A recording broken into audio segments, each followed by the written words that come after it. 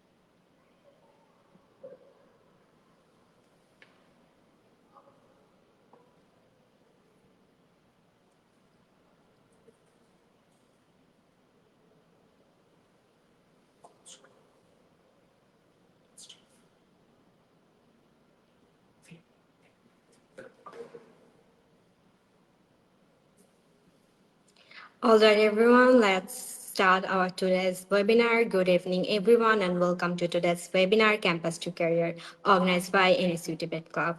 I'm Fatima Ahmed, Vice President, NSU Debate Club. I'll be your host for the session. First off, thank you for joining us today. We are thrilled to have such an enthusiastic audience eager to learn about the journey from campus life to building a successful career. Today, with us, we have an educator, a career strategist with a strong background in talent development. He has helped countless young professionals finding their path from campus life to career success. Our very own Samir Musarin Sir, lecturer, Department of Management, North South University. Also, Chief Strategy Officer, Bolster Career, a complete tech power recruitment agency. Sir, how do you feel today coming forward helping all the students?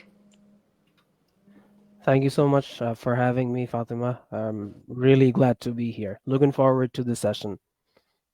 Thank you so much, sir, for joining. To make the session more interactive and valuable for everyone, please feel free to share your thoughts and questions in the chat box. We'll have a dedicated Q&A session at the end, so stay tuned. Sir, the very first thing whenever every student want to learn about is whenever from their student life, their transition into a corporate or in their career, the industry insight, like how to craft a winning CV. So what do you think, what are the key elements that make a CV stand out to recruiters in today's competitive job market? Great. So, from my perspective, the students that came to me for this particular service often come to me very late during their undergraduate, probably during the final years, maybe during the final semester, applying for their internship and so on. By then, it's too late. So, if you want to craft that industry relevant profile, it needs to start from the very beginning of your undergrad. I mean, you need to strategically build that profile to make yourself attractive for the industry. Now, some of the key elements of the resume that we have been seeing getting through to the at least final stages of the interview is a mix of expertise. So companies now, because of the economic downturn, want to get the very best out of each person within their team. Even if they are recruiting someone, they want one person to be able to take care of multiple jobs. So if you are, let's say, a business student, you're expected to have a degree of technical skills such as basic coding, then data visualization, Power BI, Tableau, and multiple other technical assessments, right?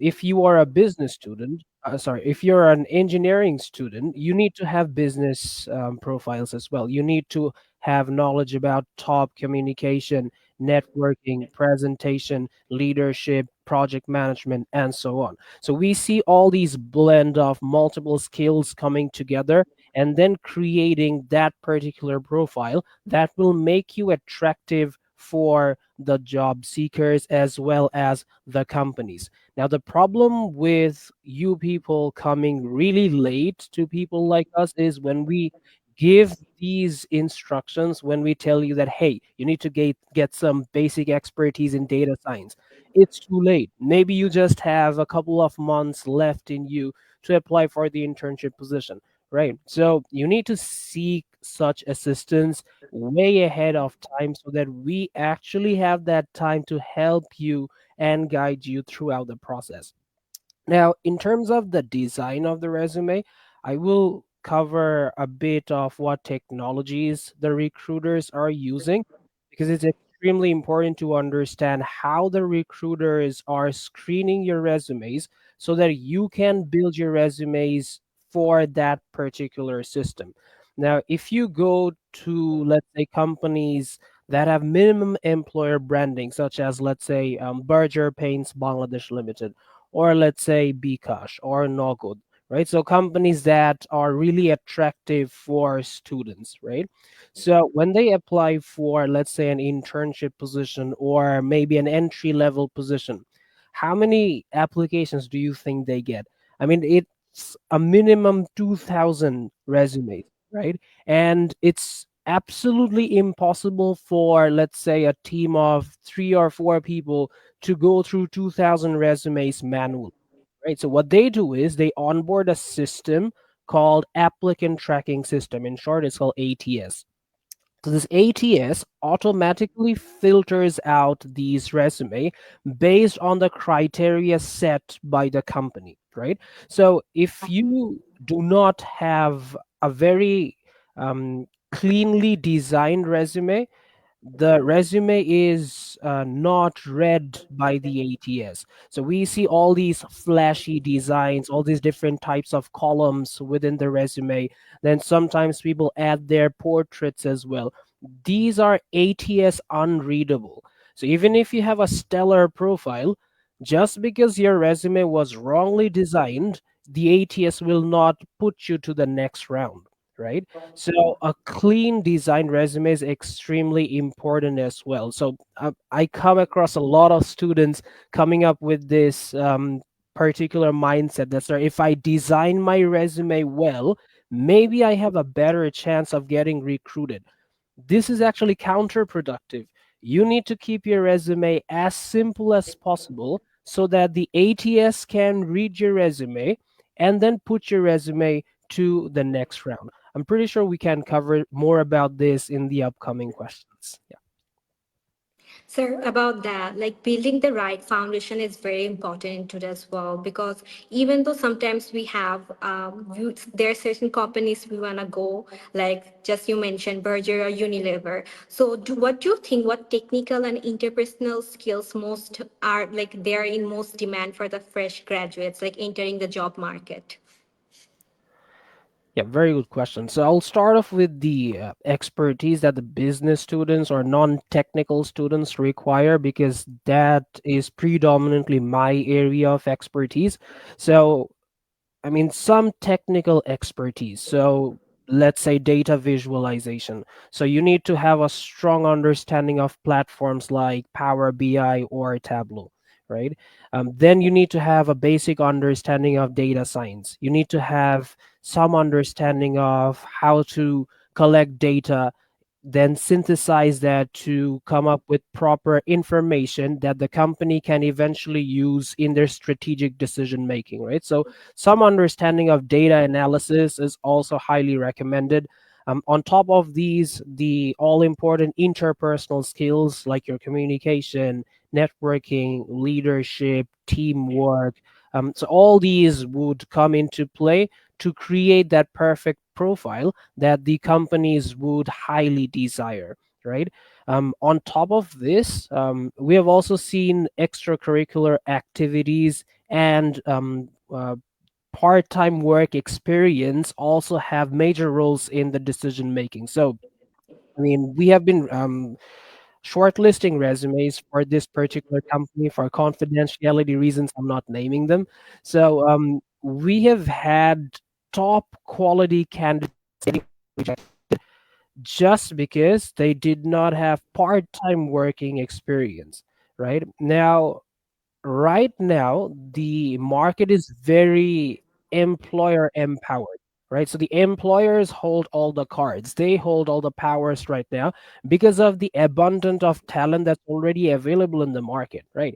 You may have this question, sir, I mean, I'm just a student, how am I supposed to get experience? In the current age, you being a student and not having work experience is kind of an excuse because there are so many part-time opportunities around you, that you can definitely get into. This is also highly desirable. So if you have part-time working experience while you're a student, this acts as a massive green flag for these companies when they are recruiting you. Yeah. In terms of technical positions, they need to have some business understanding as well. So it's not about, let's say, just developing the front end of a product, working on the back end of a product, and then they are done. It's not like that. The engineering teams are very much working in a project team where you have your product designer, you have your product manager, you have all these senior back end and front end engineers, then you have your business people as well, right? So communication, teamwork, leadership, these are also some of the aspects that the technical people must have as well. So again, coming back to my previous response, it needs to be a complete profile that can take care of multiple jobs at the same time. Thank you so much, sir, for the very insightful information. But a very common problem in students face these days, even though they have the skills, they're like they lack exactly how to effectively demonstrate this while they are building their CV or they're going for any kind of interviews. So can you share examples of how students can demonstrate this kind of skills effectively in their CVs as well when they're going for any kind of interviews? Sure. So I've shared a sample of a bad and a good resume with the team. So I think you guys can take some time and Sure, sir. share the bad one first. Yeah. So this is the one that I was talking about. If you could just slightly scroll downwards, will that be possible? Yeah. So this is an example of a resume that looks attractive to the eye, but it is ATS unreadable, right? So if you look at this resume right away off the bat, you see that it has two columns. On your left hand side, you have the personal background information. On the right hand side, you have your professional background information, right? So over here, you have two columns, right? So if you put this resume in an ATS that is maybe at least mid tier, I'm not even talking about the entry level ATS, we're talking about the mid tier ATS, right? So even the mid-tier ATS will not be able to extract information from this particular resume accurately. So if you are, let's say, putting in your education, over here you will see there's Bachelor of Science, and within that field, you will also see inputs like the one that is mentioned in your work experience because they are on the same line, right? So the ATS does not read resumes like this really well. So you need to come up with resumes that are really simple, using very easy fonts so that the ATS can read it properly. That's number one. Number two, if you look at the bullets under the work experience, you will see that it's very simple. It's basically covering the task that you have performed or the situation that you were involved in, right? So let's just make a point over here. So let's say you have done a community service project for underprivileged women in a specific village, let's say. So you came up with this training program that would help these underprivileged women get jobs in the future, right? Now, you can frame the same point in two different manners. So, in the first one, you can say created or designed a particular training program for underprivileged women in ABC village, right? That's one way of putting it. This is the way that probably 2,000 other people will write this same point, right? So you're not actually standing out here. What actually allows you to stand out is a tangible result of this particular activity, right? Specifically, when we are counseling students, we are telling them to use the STAR format. So basically, STAR stands for situation, task, action, and result. Now, students pretty much cover the situation, task, and action really well. Where they fail to stand out is the tangible result of that specific action. I mean, you can probably jump off the ninth floor balcony and then you can tell people, I jumped off. But why did you jump off? I mean, no one cares if you don't specifically make that point, right? So over here, you can frame the same point in a manner like designed a training program for 15 underprivileged women in ABC village, which allowed 90% of them to land full time jobs after the training program, right? So when you're saying that 90% of the women were positively affected because of your intervention, this right away gives the employer the idea that your action had a tangible result, right? I mean, you can perform all the actions in the world. If you do not have a tangible result of that particular action, that action does not make any sense at all, right? So I highly recommend students using this particular STAR format, which again stands for situation, task, action, and result. And specifically, the result part is extremely important, right? Now, if we could move on to the good resume, I can easily show the design of that, right? So if you see that particular resume here, I mean, I'm not saying this is perfect. This also has a lot of mistakes, but at least this is ATS readable. So what you want to show the employers will exactly see that, right? So 100% of this resume is ATS readable, right? If it's not a bad quality ATS, right? So this is how the design needs to be. So keep it as simple as possible so that your resume is ATS readable first, and then you can probably think about the other elements in the talent acquisition cycle, such as focus group discussions, interviews, and so on. Right now, your first step is to make sure that the ATS can read your resume. Right now, in terms of font, right? So some people miss out on this particular aspect as well.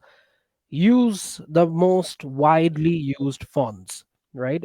I have particularly used this ADS platform that could not take in the Garamond or the Georgia fonts. Now, these are also widely used fonts. However, the ATS could not read them properly. So, from our standpoint, we highly recommend using fonts like Times New Roman and Arial at best. Other than these two fonts, we do not recommend students to move on to other fonts as well, right? So yeah, that's about it. Thank you so much, sir, for the great insights.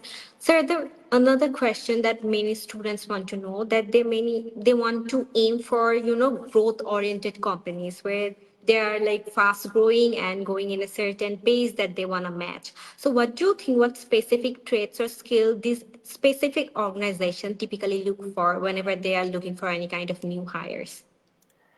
Right. So when we're talking about fast growing, I mean, rapidly evolving or rapidly expanding companies, right? So over there, you need skills that are very startup specific, right? So let's say if we are talking about established company like Unilever versus a fast growing company like maybe Pato, right? So if you look at the working culture of Pato, it's all about speed, right? It's all about how fast you can execute, right? Whereas if you look at a company like probably Unilever or British American Tobacco, over their accuracy is more important because they have established brand image and they need to make sure that that established brand image is upheld. Whereas if you look at Pata, probably their focus on accuracy is not as high as their focus is on speed, right? So the speed of execution becomes extremely important. That's number one. Number two is, can you handle multiple types of tasks at the same time? So if you're looking for, let's say, an entry level position, you need to be able to do multiple things at the same time. So we talked about the business profiles, we talked about the technical profiles of the students that they should have, right? So you need to have multifunctional skills so that you can thrive in this agile environment, right? So speed and, let's say, a profile that has multiple skills and that can take care of multiple tasks at the same time. Number three, this is a huge benefit that often trumps the salary packages, is the entry level employees getting the opportunity to work with top level people. So we're talking about, let's say, the CEO or the CFO or the CTO and so on, right? So, I mean, if you're an early stage or let's say an entry level employee, getting the opportunity to work with the CEO of a company is massive, right? So often in the established companies, you do not get that opportunity. So if it were up to me, probably during the early stages of my career, getting into a fast growing company is highly desirable. After that, maybe probably after 3 or 5 years, when you think that you may need to switch, you could do that. If you want, you can also hang back in a fast growing company. But the first 3 to 5 years, it's extremely crucial to have a fantastic leader who can guide you in your career path. Thank you so much, sir, for that. Another thing that we would love to know that there's so many students that have built their like the skills or their experience in various fields. This kind of people, whenever it comes for the transition from their like studentship to their career, how to find the right fit, like choosing the best role, because not all the jobs are perfect match for every candidate. So how can students identify roles that align with their skills and exactly how this can align with their long-term goals? Well, the answer is not gonna help a lot, but from the outside, it's extremely difficult to understand what you can expect on the inside. I mean, let's say if you're applying to a company like maybe Nogod, you will have certain expectations, but maybe after you get into the job, it may not turn out as you had initially anticipated. Now, it can be better, it can be worse as well, right? So from the outside, it's extremely difficult to understand what to expect in that particular role if you're not working under someone who has been, let's say, a senior in your university, right? So the person exactly knows what he wants and he wants to bring you on board. So that sort of a person can probably be very honest about the internal culture of the company and what to expect. So if you have that sort of a networking, yes, probably you will get to know in advance what to expect in that particular position. However, if you do not have that network, which is often the case, it's really difficult to understand what to expect. Now, at the very end of the talent acquisition cycle, you get this opportunity where you can ask questions about the particular role, right? So the interviewers always ask you, do you have any questions for us? Trust me, 75% candidates do not utilize this particular opportunity, right? So at that particular stage of your career, the supervisor you work under is more important than the company you're applying for, right? And sadly, people understand this 5 or 6 years down the line in their careers, and they understand that if I had a good boss when I started off, probably my career would have excelled 2x faster, right? So it's highly important to understand who your supervisor is. So utilize this Q&A um, of the interviews to understand what sort of a supervisor you're applying for and what sort of a supervisor will guide you in your career path, right? So utilize that specific Q&A opportunity. In addition, if you have, let's say, your personal network who can help you to understand what the internal culture is, that can often be beneficial. Oh, Fatima, you're on mute. All right. Sir, about the particular point that you were saying about asking the question at the very last of the interview, can you give us few suggestion exactly what kind of question, if you ask, it can give a good like impression in the interview? Well, two things. First, you do not ask those questions to get those answers. I mean, it will sound counterintuitive. I mean, the Q&A session is for questions and answers, right? But the Q&A session is specifically important for two aspects.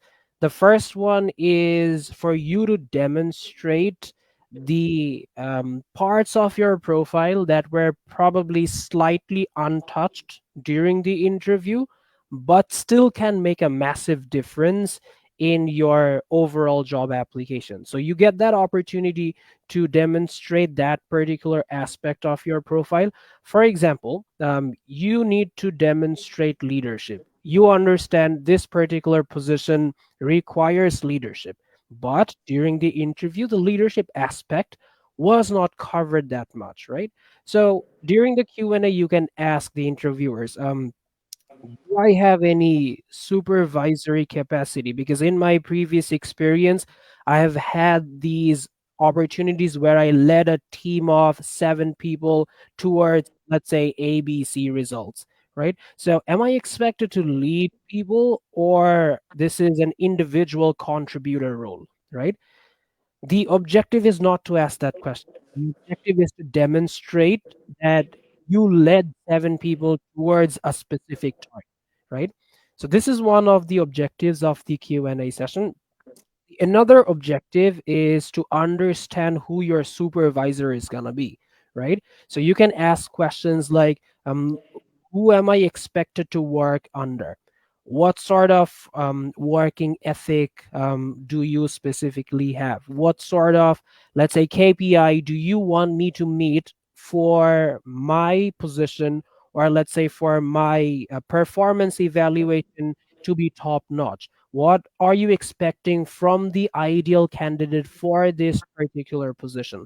So when you ask these questions to your potential supervisor, and when he answers those questions, you get a very good understanding of what the ethos of that supervisor is. Often that can be a crucial aspect of your first job. So if your supervisor is not great, your career can probably set back 3 to 5 years, right? I get this complaint hundreds of times every month. So people do not like their supervisor. The internal company's culture is highly toxic. People are looking to switch. So when you right away move on to a company that has solid employer branding and then the salary is really good, you actually end up getting into problems like this, right? So you need to also figure out who you are going to work under and then probably make that decision. This is one of the factors that is often overlooked by early stage professionals.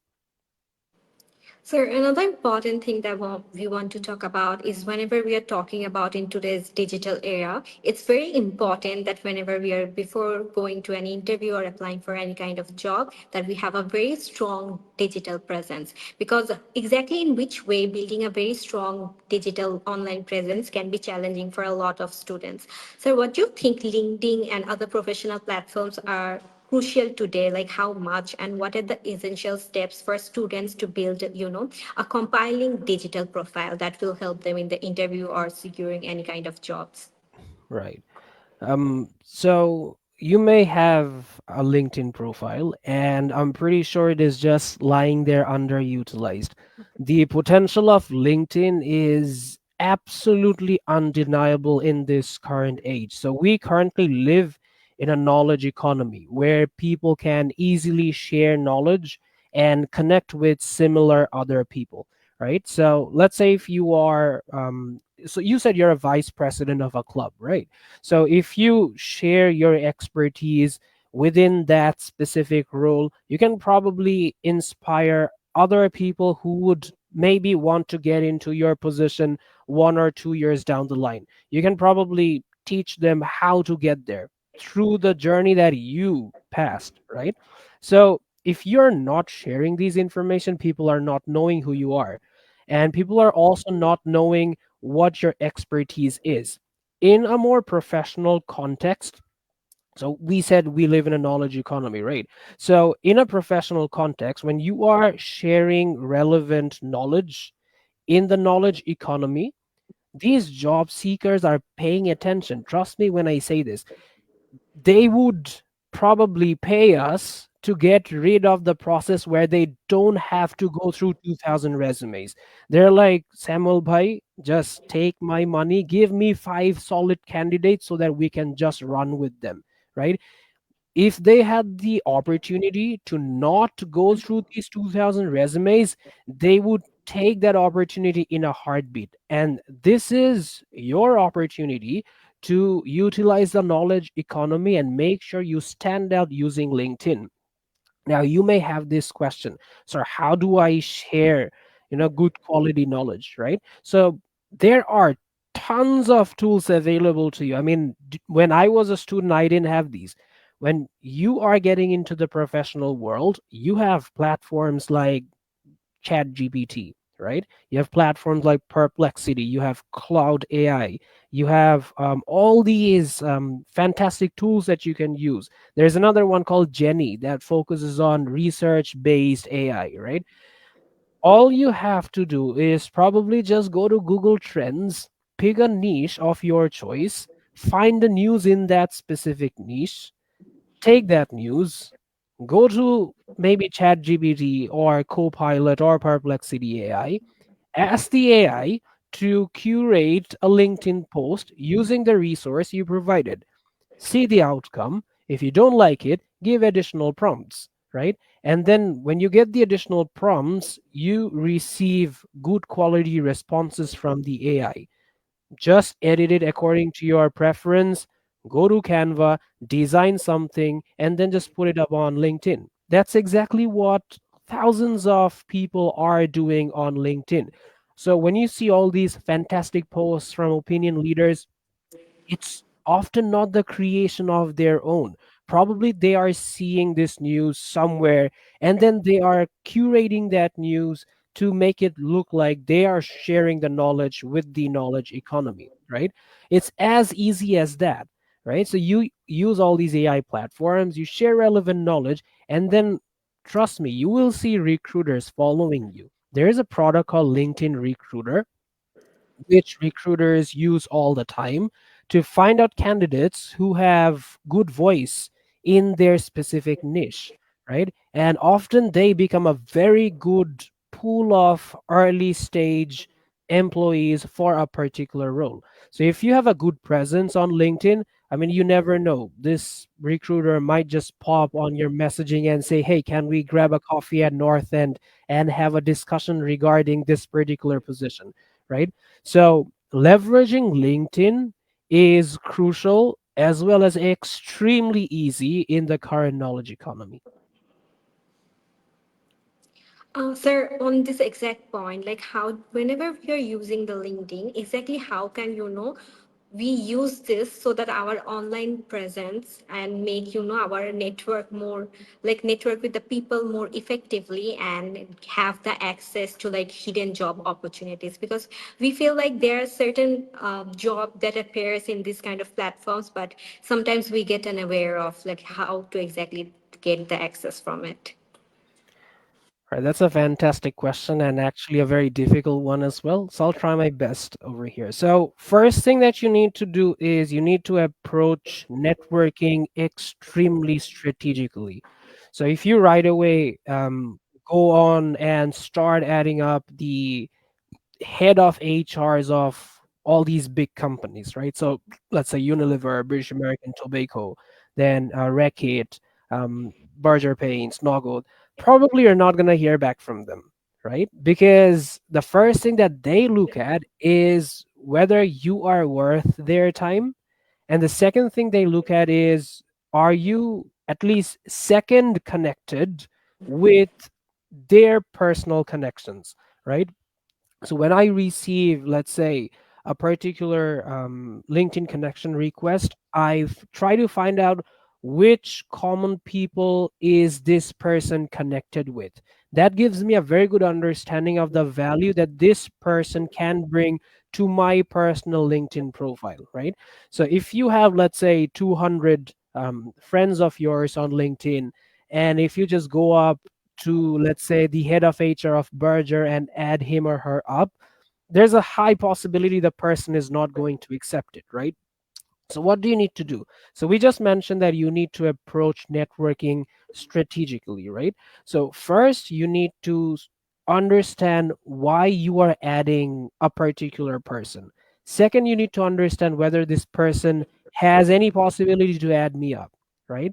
So, it's not impossible to add up the head of HR of Berger Paints, right? So, first, what you need to do is you're at the debate club, right? So, find out if there is a debate club alumni working at Berger Paints, probably at the entry level, right?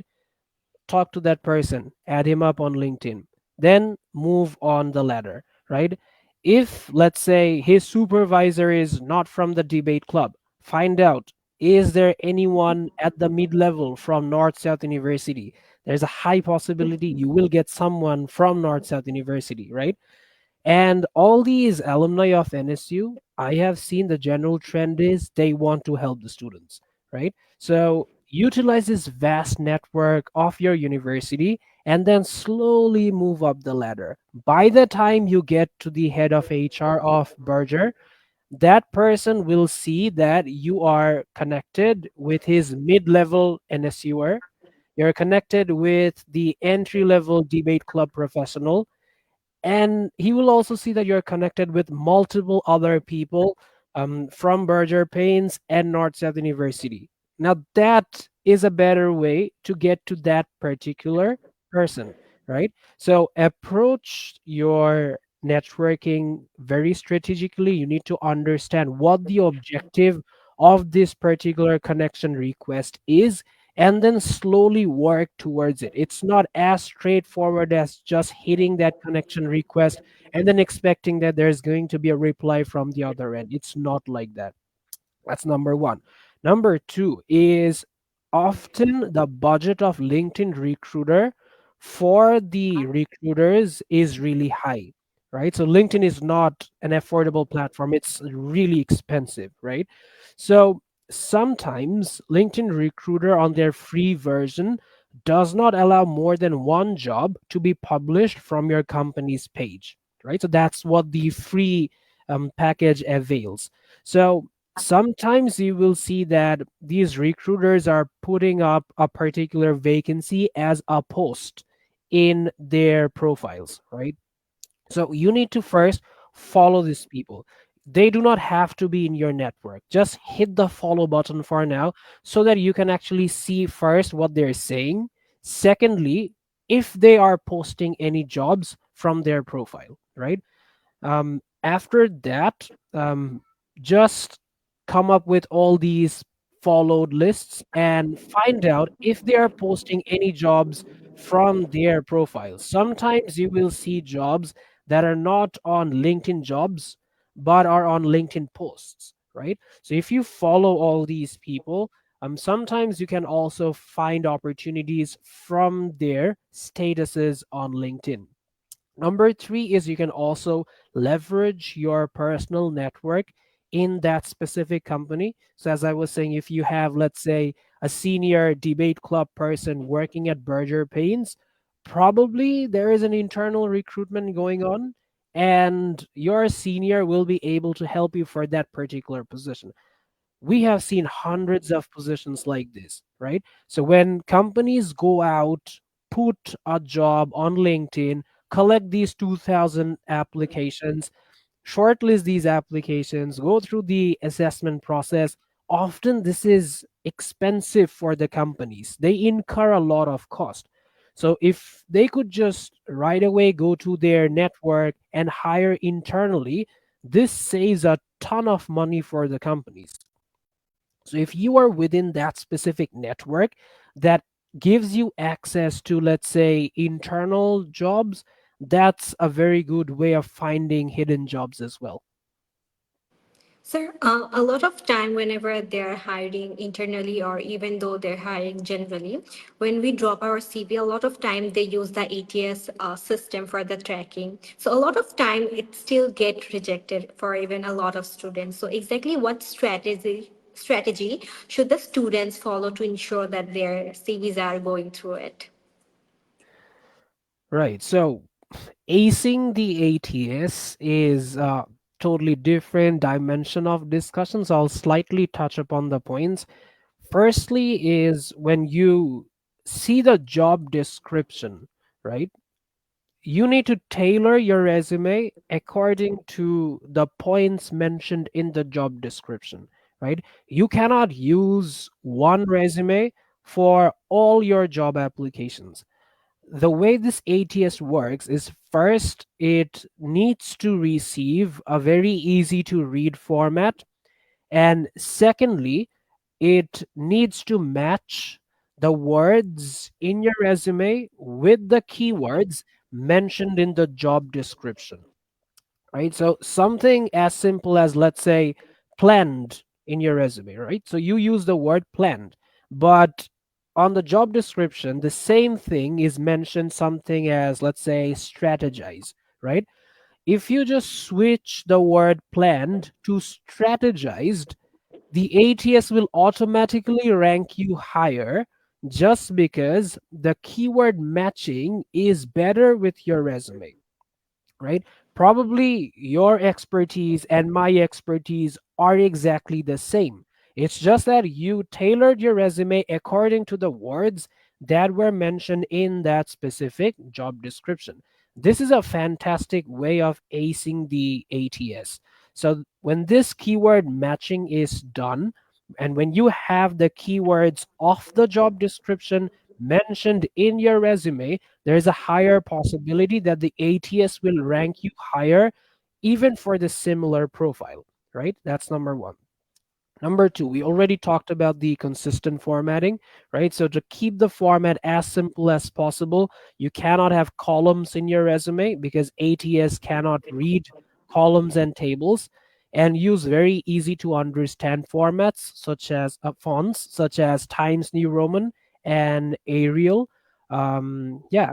And then you also need to pay a lot of attention to the skills segment because that's where a lot of differentiator is easily understood, right? So if there is a specific skill that that specific role requires, but you haven't mentioned it on your resume, this is a big red flag. If you do not have the mandatory skills for that specific position, you probably should not even apply for that position. All right, so that skill segment must also have all the specific platforms required for that specific role. We talked about platforms like Power BI, Tableau, right? If these are requirements of your job, do not mention data visualization as a skill. mention Power BI or Tableau as your skill. Because when you're mentioning the names of these platforms, these are better indicators of keyword matching, right? I mean, data visualization and Power BI probably are the same things, right? So if you list data visualization as your skill, and if the job description probably has Tableau, I mean, right away you're ranking lower than someone who is going to use the word Tableau, right? So use those particular keywords mentioned in the skill segment on your resume. This is also a very good way of standing out in your applications.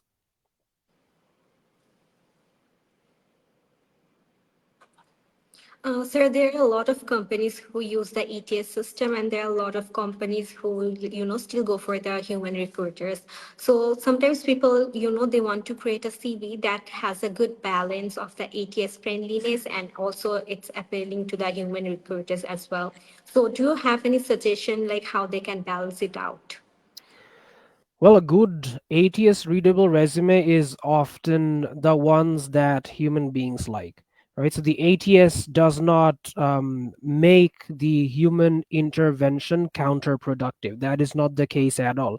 So if you have an ATS friendly resume, by default, that becomes really attractive for the recruiters as well. So it's not like they're going in opposite directions. So if you make an ATS friendly resume, by default they will be attractive to your recruiters. So that's a very important thing. And even when we talk about, our LinkedIn profile, we just want to go back to that a little bit. Can you share exactly how we can make our LinkedIn profile more appealing to all the recruiters? Like, just give me a minute to share the screen. Yeah, so right away what we can see over here is this person is coming up with AI training for non-tech people, right? Hmm. So I personally follow this person a lot because of the way she uses the knowledge economy to enhance her following and come up with good quality AI trainings, right? So number one is the profile picture. If you carefully look at the profile picture, the headshot is crystal clear and the background is monocolor. And that specific background reflects the company's branding. So, time and again, come across these profiles of students where the background is extremely cluttered. I mean, as sad as it sounds, I see profile pictures in, let's say, wedding ceremonies. I see profile pictures in front of the Office of Student Affairs, specifically for the North South University students, right? The background cannot be cluttered at all. I mean, it's as easy as just putting your headshot on Canva and then choosing a background that works best for you, right? So you cannot have a cluttered background. All your focus must go on the headshot so that viewers like me don't have to go through your background and probably make a judgment call based on that. I mean, that's not going to be beneficial for the candidate, right?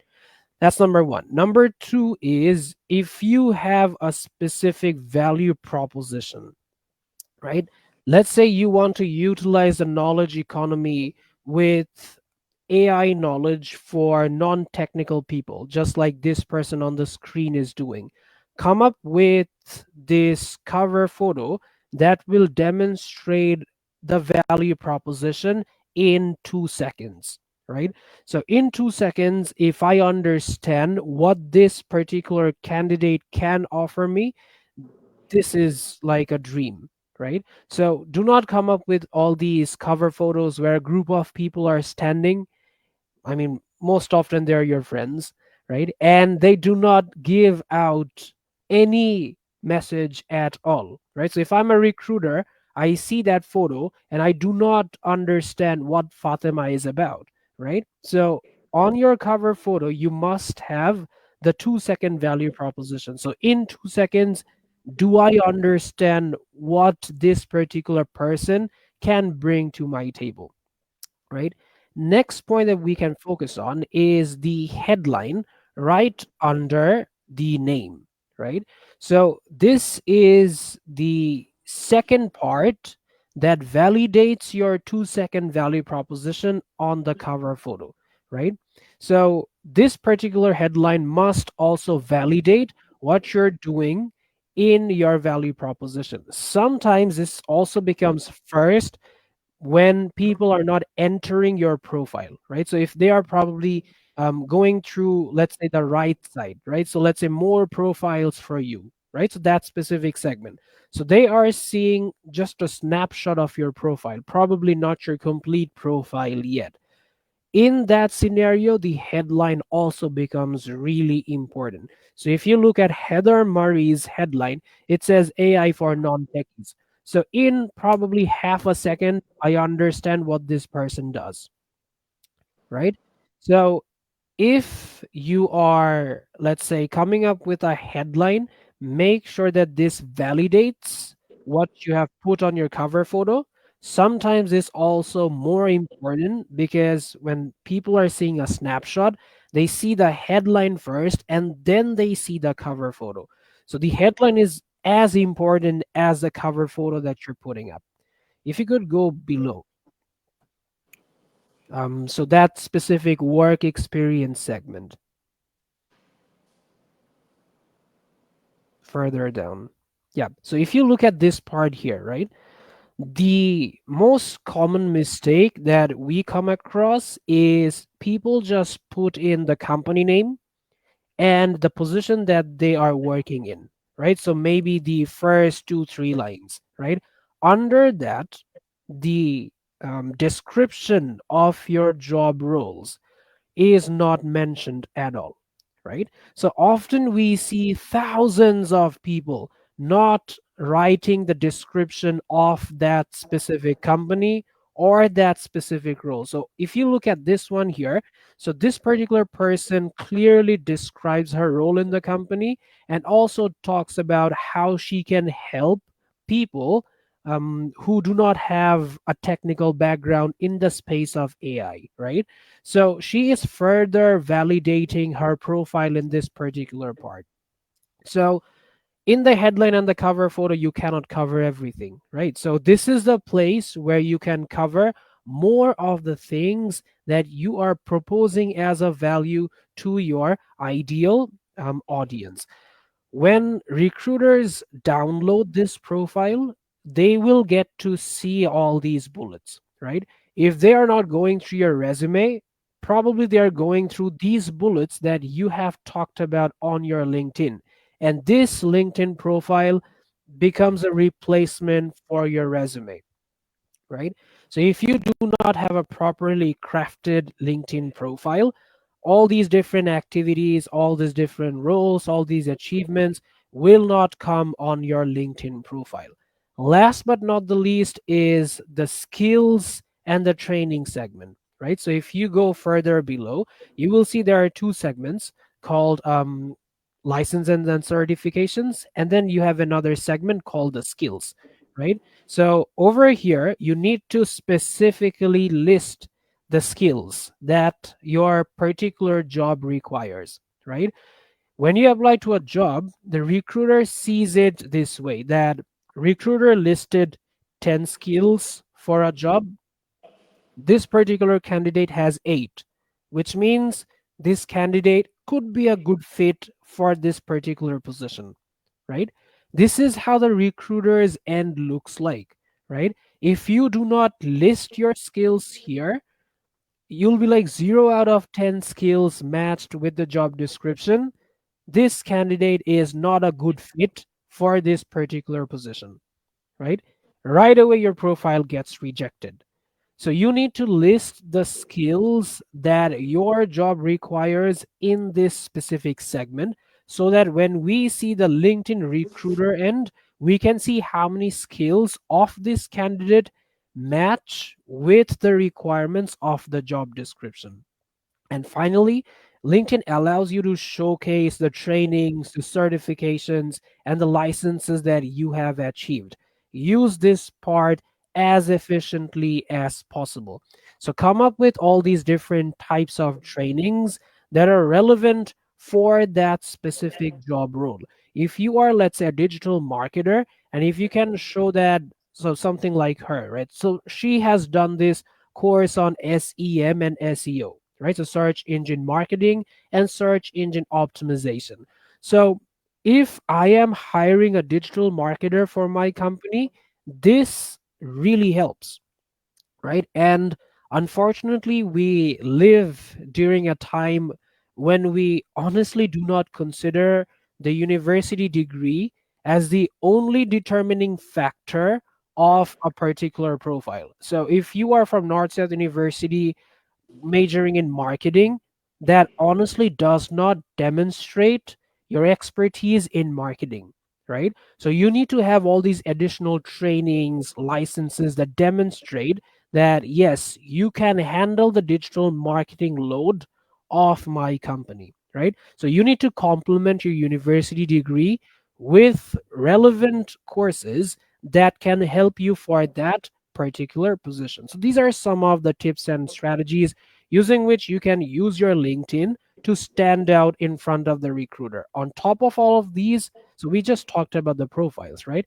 After that, move on to posting, right? So talk about knowledge, specifically choose a niche and then keep posting at least once a week on that specific niche so that you can build a following, and maybe somewhere down the line this head of marketing spots one of your posts, and then that person wants to have a conversation with you regarding a future role that is probably not even in the market, right? So maybe he's saying that, hey, I'm opening up this new, let's say, social media team in my company.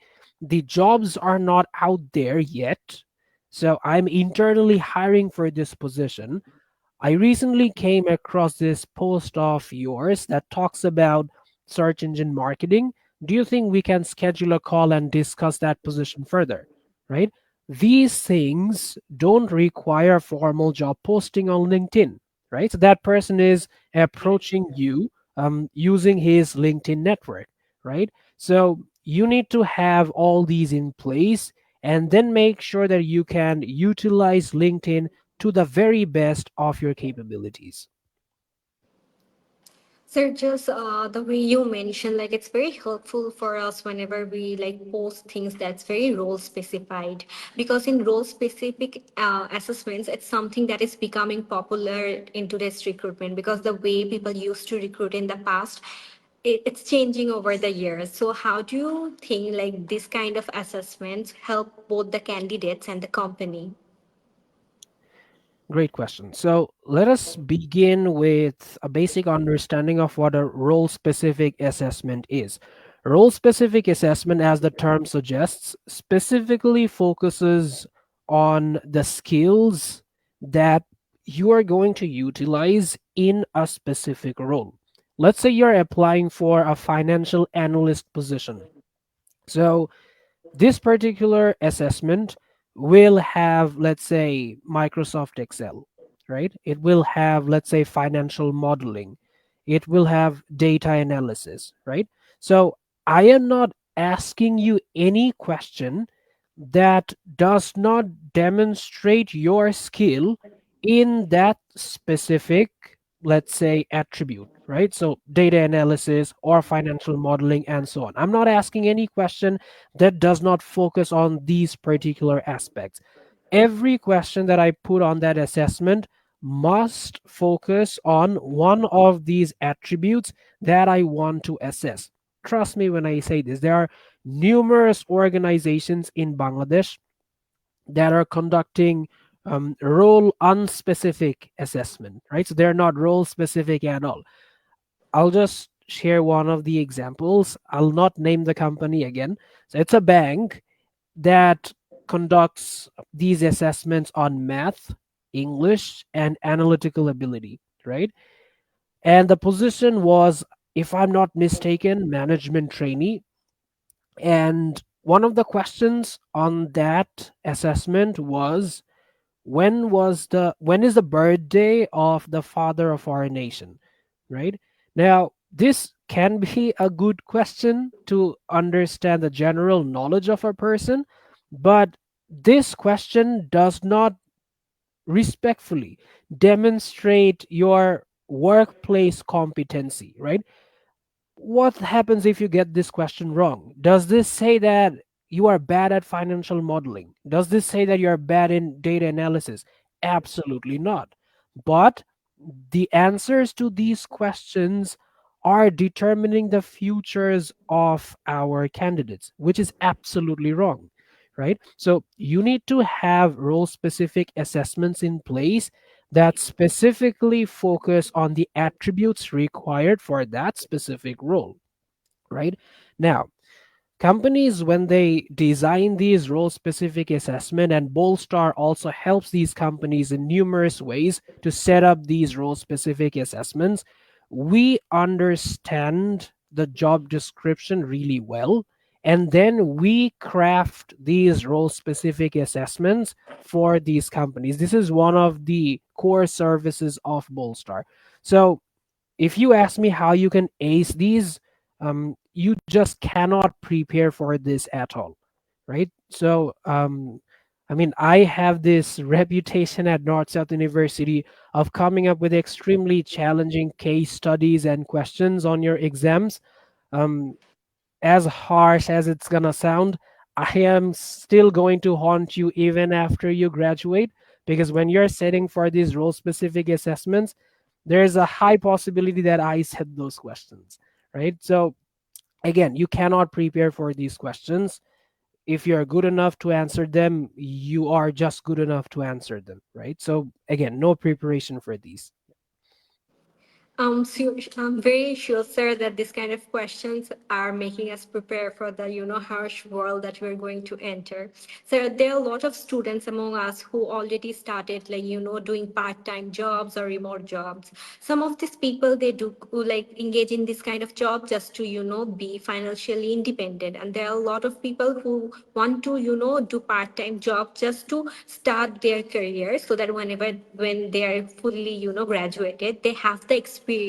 Like, most of the companies, sometimes they ask for experiences. So sir, how do you think like this kind of remote or the part-time jobs are helping the students?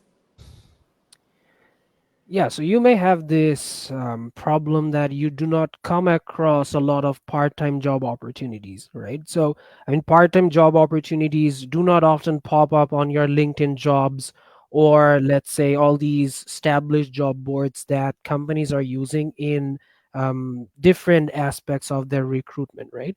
So, ideally, what you can focus on is your personal network, right? So, if let's say you have a debate club senior working in a company like, let's say, iFarmer, and you go up to the person and you tell them, bhai, I need this particular position. I'll just work and gain the work experience. That's all that I need to learn how the professional world works.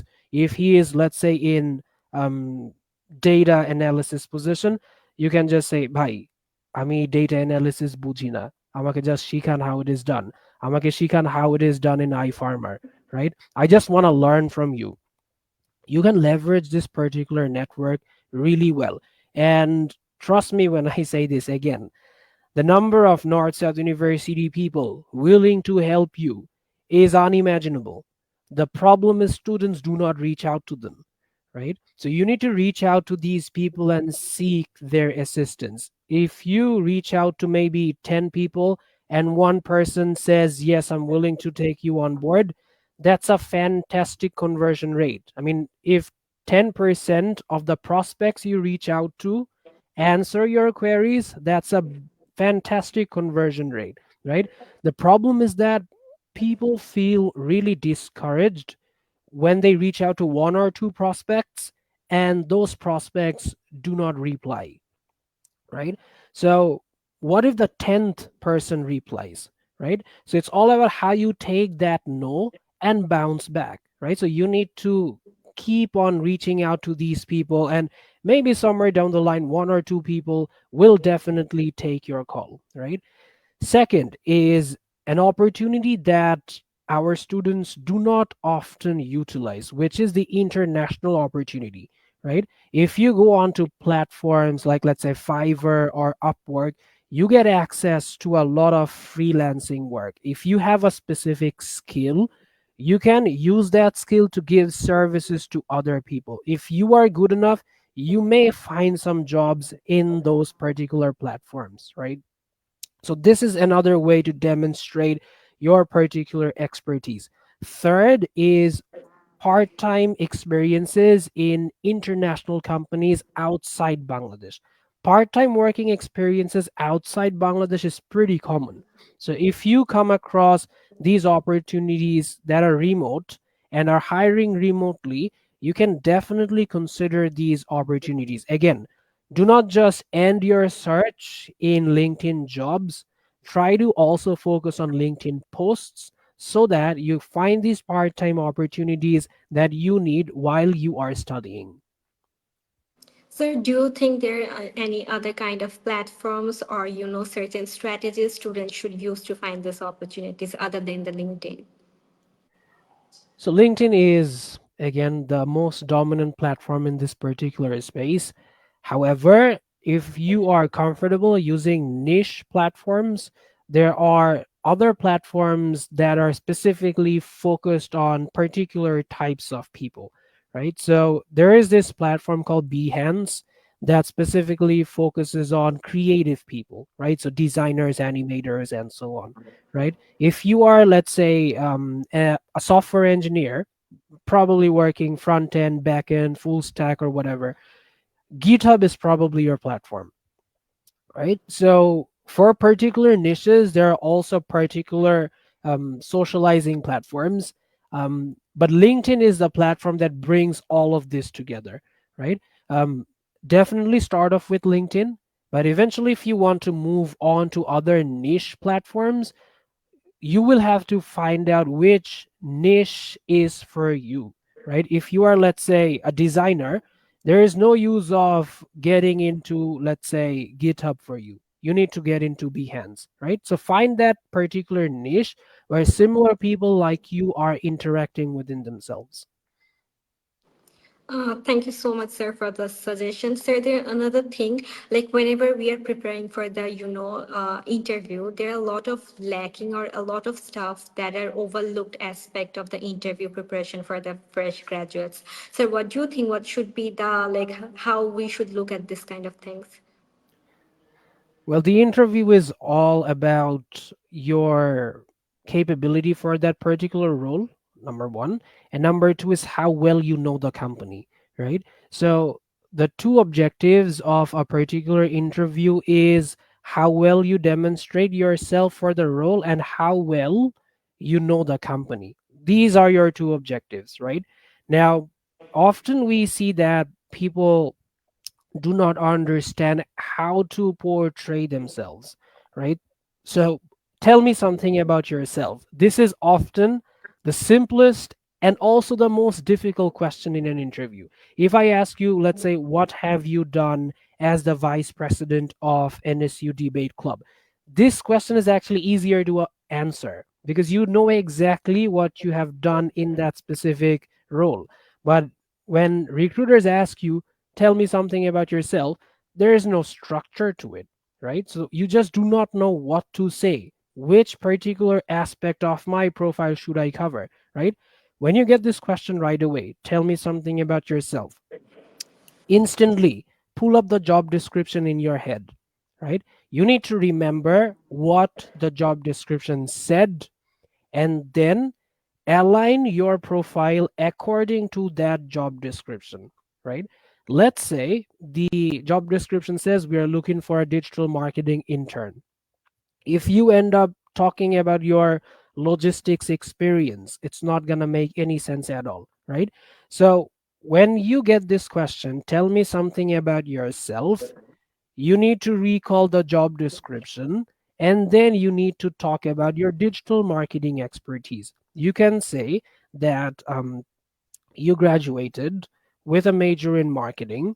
you worked in the digital marketing team of the debate club, and you worked on 10 major and 3 minor events, and you utilized skills such as, let's say, search engine optimization. You used skills like content planning, content strategy, social media strategy, calendar planning. I use platforms like Trello to prepare the calendar for my social media team, right? This then becomes easier. So if you exactly know what the job description is, you can align the elements of your resume according to that job description in this tell me something about yourself question, right? As the interview progresses, the recruiters will slowly go in depth into your profiles, and this is where there is no shortcut. If you have done those things, you will be able to clearly communicate those things. The best way to frame these is basic English 103. I'm pretty sure you would know that, right? So at North South University, come up with a title sentence, right? So often we see that people do not talk about the title sentence. They talk about all these different stuff, but we just do not know what they are focusing on, right? So come up with the punchline or the title sentence right away and then talk about that paragraph, right? So let's say, do you have expertise in search engine optimization, right? So people go like, at debate club, we had this event where we needed to push our content to a stakeholder of 3,000 people. I get lost in that answer. I do not know what the topic sentence is. Excuse me. If you right away tell me, yes, I have used this platform, SEM Rush, and I know what this is about. And then you talk about all these. So at Debate Club, I had this event where I had to reach out to all these people, A, B, C, D, right? This makes more sense because I know the topic sentence and I understand the paragraph that is justifying that specific topic sentence, right? So when you are demonstrating or answering these questions in an interview, your first objective is to throw the topic sentence and then explain the topic sentence gradually, right? Next, which we have also slightly touched upon, the Q&A session, right? This is again one of the most underutilized segment of an interview, because when candidates say that we do not have any questions, this shows a genuine lack of interest towards the role, right? Even if you do not have any questions, still ask questions. Because over here, again, as we have already said before, you still need to demonstrate two things. You need to demonstrate what you're capable of, but was not touched upon by the recruiters during the interview. And second is you need to know who your supervisor is, right? So as we have already said, you still need to get these two things done in the Q&A session. So if you end up saying you do not have any questions, that shows the candidate is just not interested enough for that position, right? When you say I do not have any questions, right away cross. We do not proceed with those people, right? So ask questions, use that Q&A session to the best of your capabilities. Sir, about that, there are a lot of students who have a very high potential, but sometimes they lack the any kind of professional extensive experiences. So, sir, do you have any kind of suggestion, like even though they lack it exactly in a confident way, how can they like highlight it during the interviews? Right. So you need to do additional work. That's all. Right. So you need to have other attributes in your resume that can cover up for this lack of experience. So, time and again, we have seen attributes like certifications, then training, then extracurricular activities, probably in some club or maybe some NGO or some non-profits, right? The non-profit is also another hugely underserved industry that requires a lot of people, but people often do not look at these opportunities. They have like tons of community service projects going on and they need volunteers all the time. So if you need working experience, you can always tap into these nonprofits and then get into some of their projects, right? So, to cover up your lack of expertise, again, extracurricular activities, additional training, and these other potential part time working experiences that will help enhance your profile. Yeah. All right, Sarah, thank you so much for answering all the questions. Now, with that, we'll directly go to the Q&A session. Our participants have a lot of questions that they want to know from you. So, the very first question we have, like, should we add club experiences in our CV? Does that help? Yes, it helps. So, just the way Heather Murray demonstrated her expertise, you first need to put the position. You need to definitely come up with the name of the club. And then, under that, utilize the body segment of that particular position. So, if you can clearly demonstrate that these are the things that you have done in that specific role, that adds a lot of validation to your work. Okay, Sarah, the very next question that we have is what is the ideal size for a CV? So there is this misconception that resumes must finish within one page, which makes a lot of students compress their profile into an ATS unreadable format, right? So it's not that. If the company does not explicitly mention that you need to finish your resume within one page, it's all right to go up to 2 pages. Now, if you go beyond 2 pages, it's just too long, right? Probably the recruiters do not have that time, or probably you're just overselling yourself, right? So, ideally, it should finish within 2 pages until and unless the recruiter explicitly mentions that your resume must finish within one page. Even if you're finishing it within one page, do not come up with that column format. Make sure that the resume goes horizontally so that your resume is as easy for the ATS as possible. Thank you so much, sir, for that answer. The next question that we have, should I add all my achievements in my LinkedIn profile? A very important question that I'm sure coming from a very high achiever that we all want to know. Depends what the achievements are, right? So if they are I mean, share worthy achievements, for sure. I mean, if you go through my LinkedIn, I once spoke in a TEDx conference, which is kind of a big deal for someone like me, right? So it's actually a big deal for anyone in the world, right? So I did not put up that TEDx as an experience or anything on my LinkedIn profile because it was just once, I mean, just one off thing that I have done. It's not something regular, right? So all I did was just put up a post with some photos, and that's about it. This does not appear in my LinkedIn profile, right? So if you download my profile, all these conferences that I spoke in, all these entrepreneurs that I mentored, all these students that I mentored in these different career shows will not appear on my LinkedIn profile. They appear on my LinkedIn posts, right?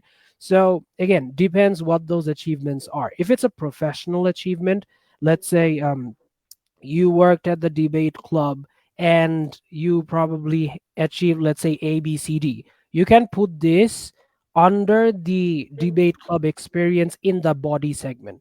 That's the best that you can do. Sir, I've seen people upload their CSC projects on LinkedIn. So how do the recruiters really check this kind of projects?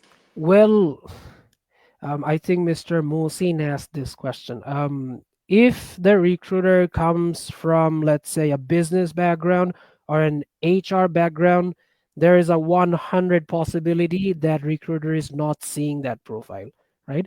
But if the recruiter is recruiting for a technical role, you can expect that profile to be shared with the concerned department. So if there is, let's say, a head of technology or a chief technology officer, you can expect the recruiter to share your profile with the CTO of that company. But the recruiter himself or herself possibly does not go through that profile if he or she is not a technical recruiter, which is not often the case in Bangladesh. So another question comes from Mohsin, like how do I start connecting with people that are relevant to my profile? Should I randomly send everyone the connection request to increase the number of connections? Yeah, so it was slightly touched upon the networking question, if I'm not mistaken. So you need to approach networking strategically. So again, I do not know how your profile looks like, but probably if you go on and add the head of HR of Amazon, probably he will not reply, right? So you need to strategically approach that. How can I get this person on my LinkedIn, right? So you start off with your alumni that are working in that company. You can then slowly move upwards in the seniority level. And when you eventually finally send that request to probably the head of HR of Amazon, the head of HR of Amazon sees that you two have a lot of common connections. That helps you gain that credibility for that head of HR of Amazon to eventually accept your friend request. So another question related to that comes from Farzan, like does cold messaging actually work before applying for a role? How should I approach someone who's already working in a company I applied to? Well, it cannot be, ice cold. It cannot be someone that you do not know. And also, it cannot be someone who has zero affiliation with you. There needs to be some common ground that you two can explore and kickstart the conversation, right? First, you can approach alumni of your debate club. If you do not have one, approach someone who is from North South University, right? I mean, NSU is a fantastic conversation starter. So if you just go on and tell the person that you're from North South University and you're seeking for this particular help, there's a high possibility you will end up getting that help. So it needs to be more strategic than just sending a cold message. This needs to be very affiliation focused rather than cold focus. Even if it's cold, there needs to be a certain degree of warmth in it. So another question that we have from Mishkatul, what's the best way to research a company before applying? Yeah, so this is a great question. So again, the very simple way is to do the Google search, and the next steps would be to go to Glassdoor and find out what other people are saying about this particular company.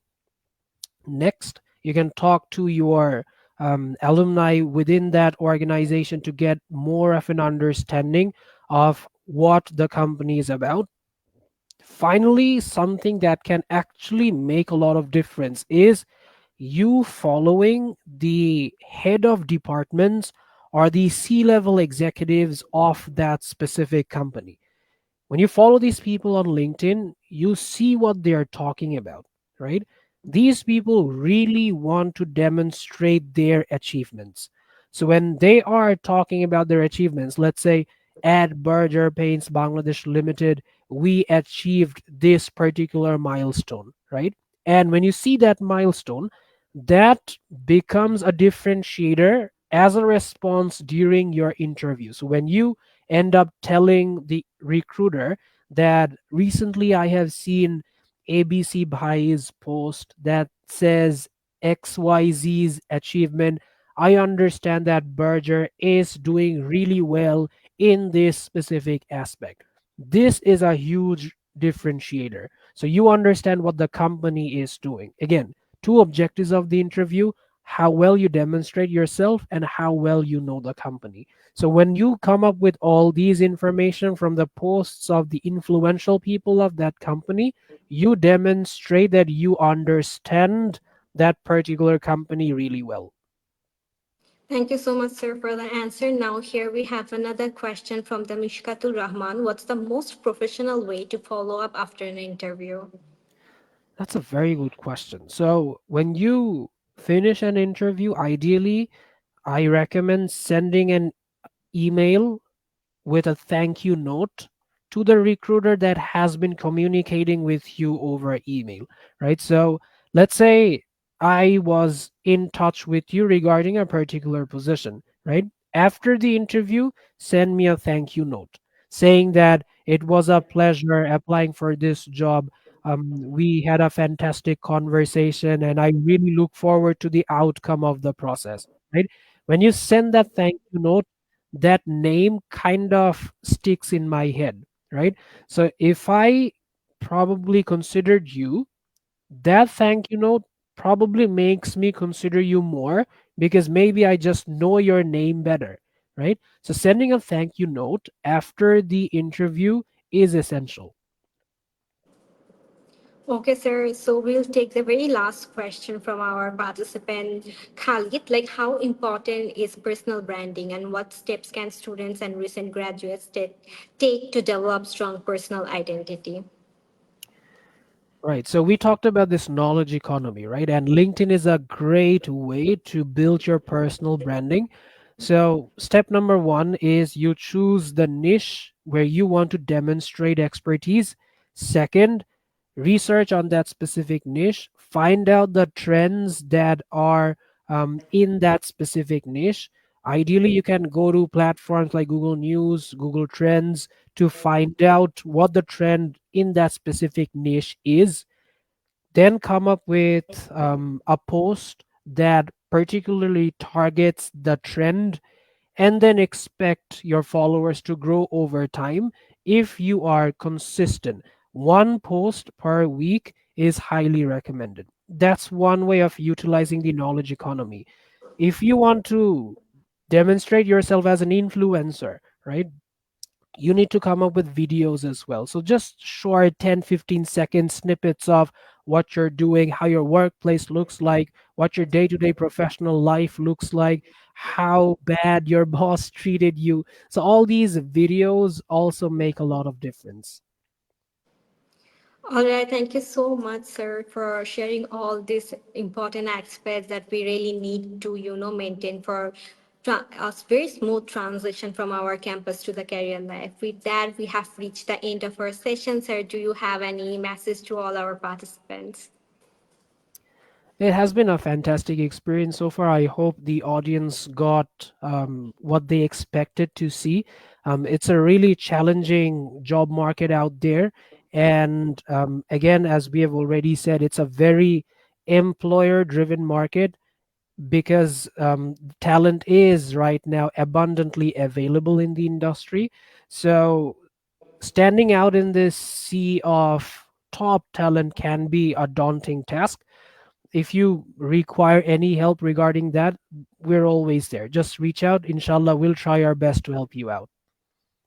All right, thank you so much to Sir and all our participants. I hope you found this webinar insightful and feel more confident about your journey from the campus to career. We will be sending the curated list of companies that are recruiting via email to our registered participants just for the bonus part. And remember, every career journey is unique and it's okay to take your time to figure things out. Stay curious, keep learning, and don't hesitate to seek guidance when needed. Thank you so much, everyone, for joining.